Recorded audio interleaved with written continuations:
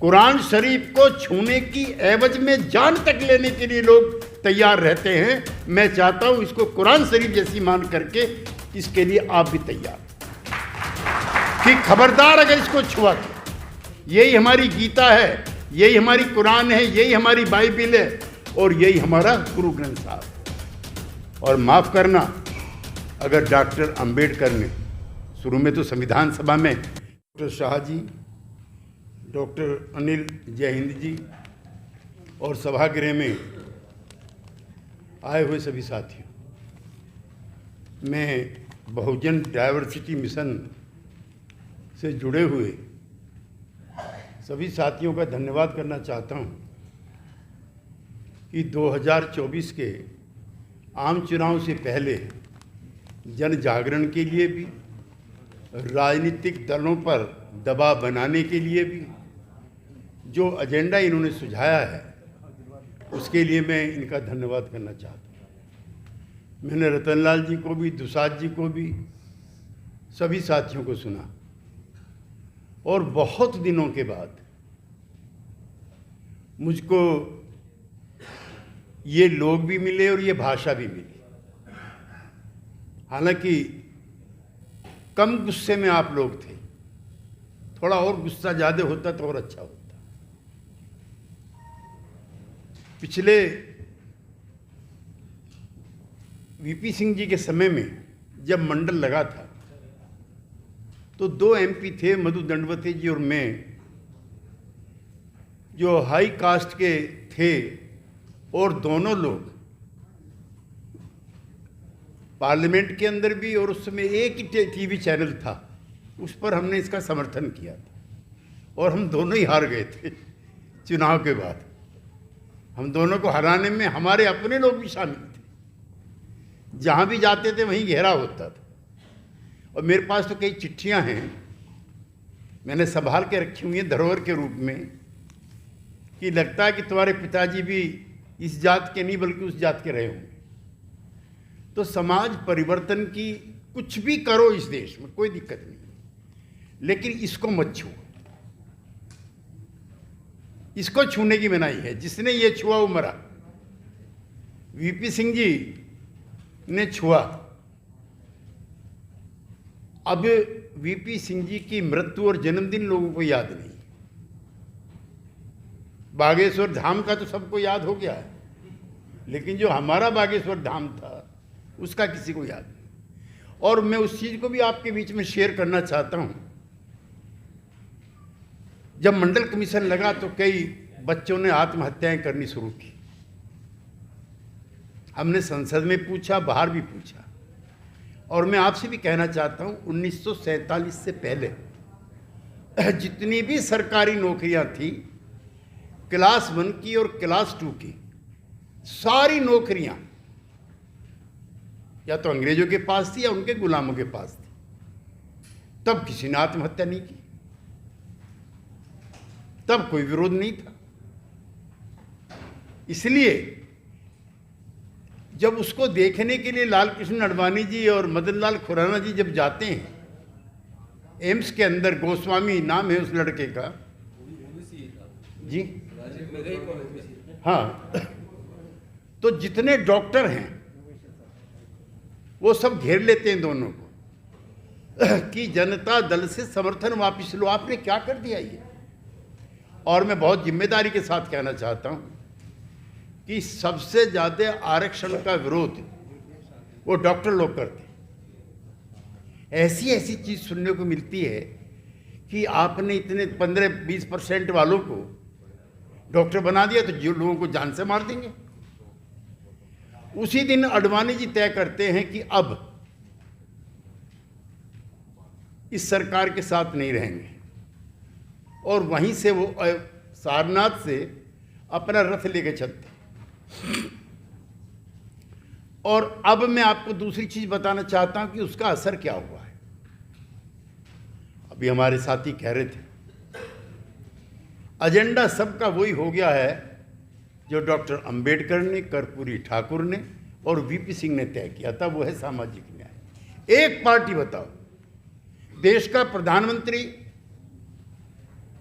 मुजफ्फरपुर की और पटना की सभाओं में कहता कि भाइयों बहनों वो दिन चले गए जब ये पार्टी कुछ जातियों की पार्टी हुआ करती थी, अब ये दलितों की है, महादलितों की है, पिछड़ों की है, अति पिछड़ों की है।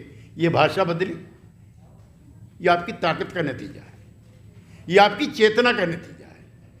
कांग्रेस पार्टी, कोई मित्र अगर उसके हमदर्द हों तो मुझको विरोधी ना माने। जिस दिन सरकार वीपी सिंह की जा रही थी, अविश्वास प्रस्ताव कांग्रेस पार्टी का था और समर्थन भारतीय जनता पार्टी का था, तब हमारी सरकार की, वो भी हम भूलते नहीं हैं। 2 सरकारें बनी और दोनों कुर्बान हुई आरक्षण के नाम पर। पहली सरकार थी कर्पूरी ठाकुर की 1978 में, जब मुंगेरी लाल कमीशन की रिपोर्ट उन्होंने 1978 में रखी, तो भारतीय जनसंघ के जो लोग उस समय थे, कांग्रेस ओ के जो लोग उस समय थे, और जो इस तरह की जो प्रतिगामी ताकतें थी, सबने मिलकर के कर्पूरी ठाकुर को मुख्यमंत्री पद से हटाया। जब मंडल कमीशन की अनुशंसा 7 अगस्त 1990 में लागू की गई, तब कांग्रेस पार्टी और हमारी अपनी भी पार्टी, एक चीज और ध्यान रखिए, कर्पूरी ठाकुर जनता पार्टी में थे, 2 हिस्सा होगी, वीपी सिंह जनता दल में थे, 2 हिस्सा होगी, और सब अपनी अपनी माँ के पेट में जाके चिपक गए जो जहाँ पैदा हुए थे। हमने अपनी कतारों में से जो हमारे साथ थे, हमारे साथ जीत करके आए थे, जब मंडल लगा, जब मुंगेरी लाल लगा, सब अपनी अपनी जातियों के साथ चले गए। इसलिए आज वो दौर नहीं है। कांग्रेस का अधिवेशन हुआ रायपुर में, अभी आप जिक्र भी कर रहे थे कर्नाटका का, सारे वही नारे हैं जो समाजवादी आंदोलन के या बहुजन आंदोलन के थे, जू का तू उन्होंने पास किया। और जातिगत जनगणना 1931 में पहली बार हुई थी, अंग्रेज का राज था।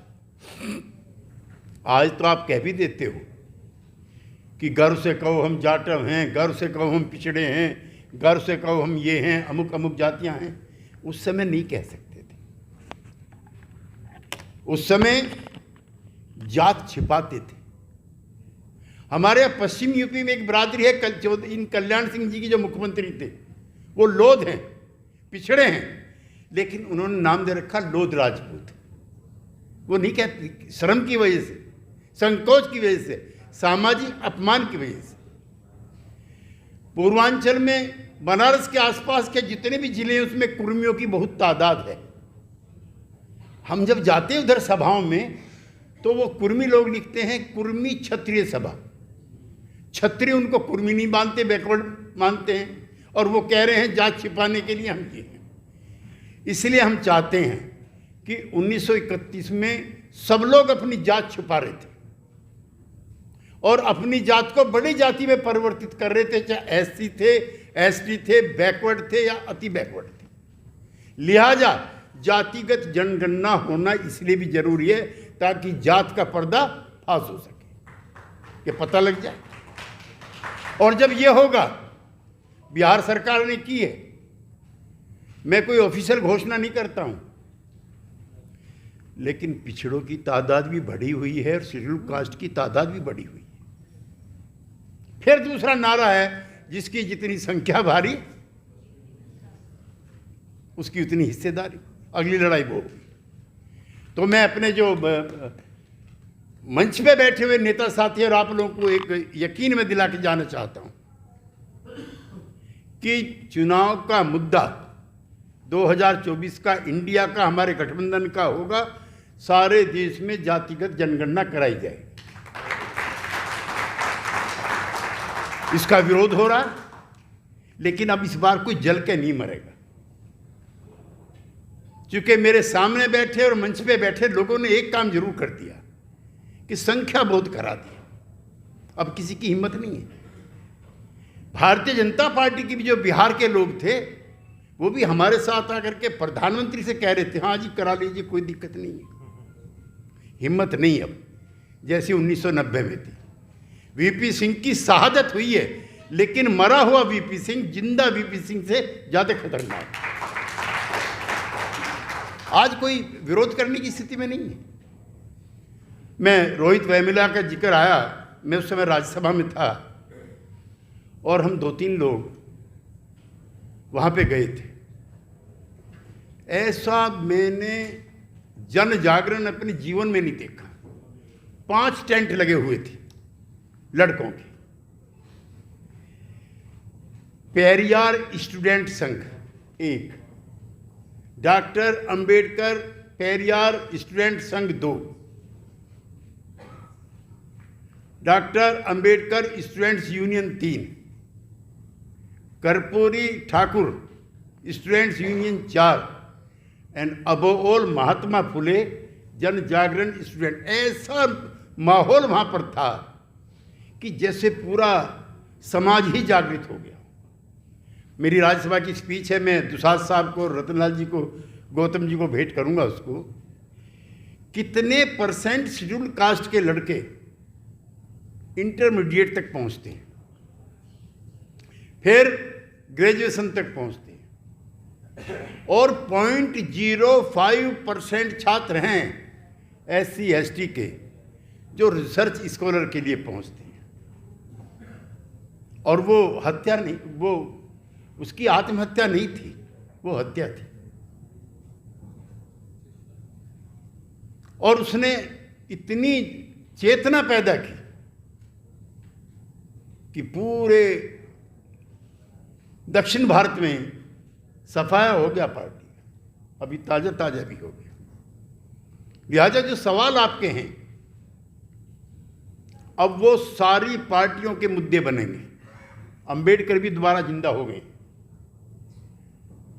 जिनकी कौमें, जिनके पुरखों ने सदियों सदियों से अपमान किए, उनके घर में भी डॉक्टर अंबेडकर बैठे हुए। आपके विचारों की इससे बड़ी जीत और नहीं हो सकती। जो छूते नहीं थे, डॉक्टर अंबेडकर का सबसे पहला आंदोलन पानी को लेकर था कि घाट पे पशु पानी पी सकता है, लेकिन मुझे जाने की इजाजत नहीं है। पानी सत्याग्रह था डॉक्टर अंबेडकर का। और उन शरीफजादे रईसजादों के घरों में, बेडरूम में डॉक्टर अंबेडकर झांक रहे। ये होती है वोट की कीमत, ये होती है विचार की कीमत। 2024 का अभी आपने जिक्र किया, लेकिन हमारे समाज की जो जड़ता है वो और भी गहरी है, 1-2 दिन की नहीं है। अमेरिका है, वहां भी काले और गोरे का भेद है जैसा आपके यहां है। और उन्होंने तो अपने राष्ट्रपति भवन का नाम ही व्हाइट हाउस रख दिया था, लेकिन उसमें भी काला बैठ गया। बैठा नहीं बैठा काले उनका आदमी। लेकिन आपको अभी और लड़ाई लड़नी है।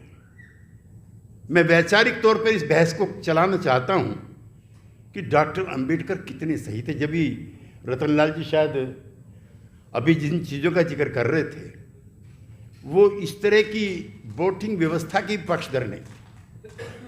हालांकि मैं गांधीवादी विचारों से प्रभावित हूं, तो भी डॉक्टर अंबेडकर की मैं उस अवधारणा को भी सही मानता हूं कि शेड्यूल कास्ट के MLA MP उनके भी लोगों के द्वारा जीत कर अगर पहुंचे तो वो ज़्यादा स्वाभिमानी होंगे। ये डॉक्टर अंबेडकर का। जब हम जाते हैं वोट मांगने के लिए, मेरे साथ मेरी जो पार्लियामेंट्री कॉन्स्टिट्यूंसी है उसमें हर एक में एक शेड्यूल कास्ट का, मैं हाथ मिलाता हूं और शेड्यूल कास्ट का जो MLA का उम्मीदवार है वो पैर छूता है। एक ही पार्टी के, एक ही चुनाव चिन्ह के। तो डॉक्टर अंबेडकर ये भी चाहते थे, हालांकि महात्मा गांधी का पूना पैक्ट वाले आप सब लोग हो, और उसमें गांधी जी ने एक बार जब ये चलाया दलित आंदोलन, अनड्रेस्ड होना, छोटे कपड़े पहनना, दलित बस्तियों में लिखना, तो डॉक्टर अंबेडकर एक चिट्ठी लिखते हैं उसको, गांधी को, कि महात्मा गांधी, महात्मा नहीं लिखते थे, वो गांधी जी लिखते थे कि जो हिंदू की जाति व्यवस्था है, तो उसका सबसे चतुर चालाक दलाल है। हिंदू की जात व्यवस्था का तू सबसे ज्यादा चतुर चालाक दलाल है। चूंकि गांधी ये हरिजन उद्धार चला रहे थे, लेकिन सारे सुधारवादी कदम थे ये। गांधी क्या लिखते हैं कि डॉक्टर साहब आपने मुझे कम गालियां दी, मेरे पुरखों ने पीढ़ी दर पीढ़ी आपके पुरखों के साथ जिस तरह का व्यवहार और अपमान किया है, उसके मुकाबले में आपकी गालियां कम हैं। देश और समाज तब बनता है। डॉक्टर अंबेडकर का गुस्सा झेलने की भी हिम्मत और ताकत समाज के उन नेताओं के पास होनी चाहिए जो उस दौर के नेता होते हैं। अब तो एक चीज मैं जरूर आप लोगों से कहना चाहता हूं, मेरे मुसलमान भाई बैठे, ये थोड़ा इसको अन्यथा ना लें। संविधान के मामले में मुसलमान बन जाओ, खबरदार जो छुआ। कुरान शरीफ को छूने की एवज में जान तक लेने के लिए लोग तैयार रहते हैं। मैं चाहता हूं इसको कुरान शरीफ जैसी मान करके इसके लिए आप भी तैयार कि खबरदार अगर इसको छुआ तो यही हमारी गीता है, यही हमारी कुरान है, यही हमारी बाइबिल है और यही हमारा गुरु ग्रंथ साहब है। और माफ करना, अगर डॉक्टर अंबेडकर ने शुरू में तो संविधान सभा में कई लोगों ने कहा कि जो ऊंची जात के लोग हैं, पढ़े लिखे लोग हैं, इनकम टैक्स वाले लोग हैं, उनका वोटिंग राइट होना चाहिए। गांधी जी ने भी यद्यपि उनका साथ दिया इसमें, लेकिन अगर अडल्ट फ्रेंचाइज ना होता तो मैं बहुत जिम्मेदारी के साथ कहता हूं आपका इस कॉन्स्टिट्यूशनल क्लब में भी प्रवेश आज वर्जित होता। आप आ नहीं सकते थे, यहां पर बाहर गिरफ्तार होते कि यहां का माहौल खराब करना है, हो बाहर रहो। तो ये रुतबा, ये जलवा कि आज संविधान कॉन्स्टिट्यूशनल कलम में आप बैठे हो, ये भी डॉक्टर अंबेडकर का दिया हुआ। इसलिए जान चली जाए लेकिन संविधान नहीं जाना चाहिए। ये आपकी आने वाली पीढ़ियों की भी आजादी की शर्त है और ये भी तय करो। बहुत अपमान झेला है मुझको, संसद में भी, संसद से बाहर भी मैं लिखता रहता हूं। मैंने बहुत पीड़ा के साथ पिछले सप्ताह एक लेख लिखा है। सामाजिक न्याय मंत्रालय की एक रिपोर्ट छपी है, 2014 में संसद में हमने कानून बनाया, उसमें मैं भी शामिल था, कि 3 साल के अंदर हाथ से मल साफ नहीं करेगा कोई भी, और उस मल को सर पे भी कोई नहीं ढोएगा। ये हमने पास कर दिया। और अगर कोई कराता हुआ पाया गया तो उस पर ये जुर्माने होंगे, इतने दिन की सजा होगी। ये भी दर्द भरा आंकड़ा मैं आपको बताना चाहता हूं कि हफ्ते में एक आदमी, संसद का आंकड़ा मेरा नहीं है, हफ्ते में एक आदमी जो सेप्टिक वो है उसको साफ करते हुए अपनी जान देता है। हफ्ते में एक आदमी, उसके अंदर जिस तरह की गैसें निकलती हैं और जो उपकरण दिए जाने चाहिए टैंक में जाने वाले आदमी के लिए वो नहीं दिए जाते, और अंदर की जो नशीली गैसें हैं उसकी जान ले लेती हैं। दुनिया में किसी भी मुल्क में, किसी भी कौम में कभी ऐसा हुआ कि आदमी का मल आदमी ढो रहा हो? इससे ज्यादा नीच, कमीन, गंदा समाज दुनिया में कोई नहीं। अपने बच्चों के मल से भी हम परहेज करते हैं, लेकिन एक पूरी कौम पिछले 4000 साल से सर पे मैला ढो रही है। कैसा सब समाज है आपका? और ढो रही है और अनटचेबल है। दूसरी बात ये, छूते नहीं है मुझको, मारते भी डंडे से हैं। ये परंपरा रही। जब मैं पढ़ता था तो 2 या 3 लड़के शेड्यूल कास्ट के थे, तो पिटाई के भी तरीके उनके अलग हैं, हमारे अलग हैं। उनको तमाचे नहीं लगते, उनको डंडे लगते। तमाचे लग गए तो वो भी अछूत हो जाएगा जिसने मारा है। सजाएं भी अलग अलग। तो डॉक्टर अंबेडकर को एक बार डॉक्टर लोहिया ने चिट्ठी लिखी। मैं डॉक्टर अंबेडकर के बाद डॉक्टर लोहिया को मानता हूँ, मंडल साहब जानते हैं, जिन्होंने जाति व्यवस्था पर बहुत सारी चीज़ें लिखी। तो एक बार ये तय हुआ कि सोशलिस्ट पार्टी और रिपब्लिकन पार्टी दोनों मिलकर के एक हो जाए। काफ़ी इसमें काम हुआ। तो उसी बीच में डॉक्टर लोहिया लिखते हैं कि डॉक्टर साहब लगता आप बहुत ज़्यादा गुस्से में हो, थोड़ा गुस्सा कम करो। तो डॉक्टर अंबेडकर लिखते हैं कि तुमने देखा है और वो मैंने झेला है, तुम्हारे और मेरे बीच में ये फर्क है। वो अपमान जिन्होंने झेला है और हमने दूर से महसूस किया है, हम आपके बीच में एडमिट करते हैं कि आपकी पीड़ा ज़्यादा है, हमारी कम। 4000 साल से पूरी कौम पखानट हो रही है, कोई सोशल रिफॉर्मर नहीं हुआ। 75 साल तक ये संसद गूंगी बनी रही। और अभी आप लोग जिक्र कर रहे थे 1/3, संसद की भाषा बता रहा हूं, 1/3, यानी कि 100 में से 33 जिले अभी भी ऐसे हैं जहां पर मल को सर पे ढोने की और हाथ से साफ करने की परंपरा जारी है। शेम, डूब के मर जाओ आप। G20 मना रहे हैं, दुनिया के मुल्कों को बता रहे हैं कि हम ये हो गए। 75 साल की आजादी के बाद भी इंसान का मैला साफ करेगा। ऐसे उपकरण नहीं, चांद पे आप जा रहे हो।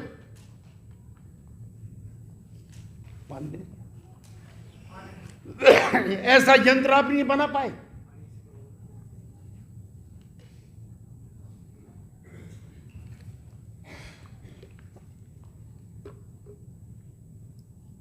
अब हमारे पुरुषार्थ कम हो गए। एक बार अशोका होटल में किसी रईस आदमी की शादी हो रही थी, मर गए। अब स्वामी अग्निवेश नाम सुना होगा आप लोगों ने। हम 50 भिखारी बच्चों को लेकर के गिरफ्तार हुए अंदर जाने के लिए। मैं चाहता हूं, मुझे बहुत प्रसन्नता होगी कि 50 अछूत अगर G20 के दौरान अपनी असलियत का बयान करते हुए यहाँ पे शरीफ लोगों के बीच में गिरफ्तार कि ये है हिंदुस्तान 75 साल के बाद का। शिक्षा की आप बात कर रहे हैं, आपकी जानकारियां भी नहीं है। हम तो पार्लियामेंट में 2-3 बार चले गए, इसलिए हमें पता है। आप जिस पढ़ाई को पढ़ोगे उसका भी कोई मतलब नहीं। 2 दुनिया हो गई है, एक दून स्कूल वालों की, एक अजमेर का मियो कॉलेज है, एक ग्वालियर का सिंधिया है, एक शिमला का सनावर है। 20-20, 30-30, 40-40 लाख रुपए एक साल में खर्च होते हैं एक बच्चे पे,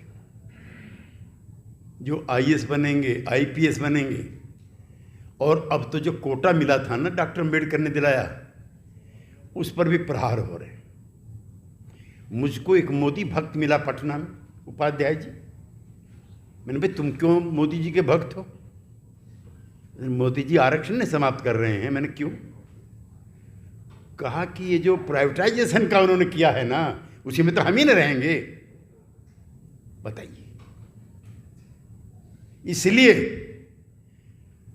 जो प्राइवेट सेक्टर है उसमें हमारे घोषणा पत्र का दूसरा हिस्सा है, उसमें भी आरक्षण लागू करो। 90% इंस्टीट्यूशंस ऐसे हैं पब्लिक सेक्टर अंडरटेकिंग के। मैं पार्लियामेंट की इंडस्ट्री कमेटी का चेयरमैन रहा हूं, उस नाते भी आपसे कहना चाहता हूं, सबका डीनेशनलाइजेशन कर रहे हैं।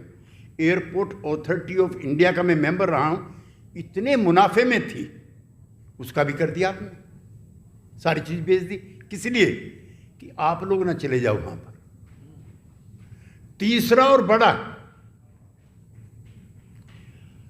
क्लास 2 की जो गवर्नमेंट सर्वेंट अफसर होंगे सब जानते होंगे, अब सीधे भर्ती की प्रक्रिया शुरू हो रही है और उसमें आरक्षण नहीं है, योग्यता। तो भाई योग्यता में डॉक्टर लोहिया ने भी लिखा, डॉक्टर अम्बेडकर ने भी।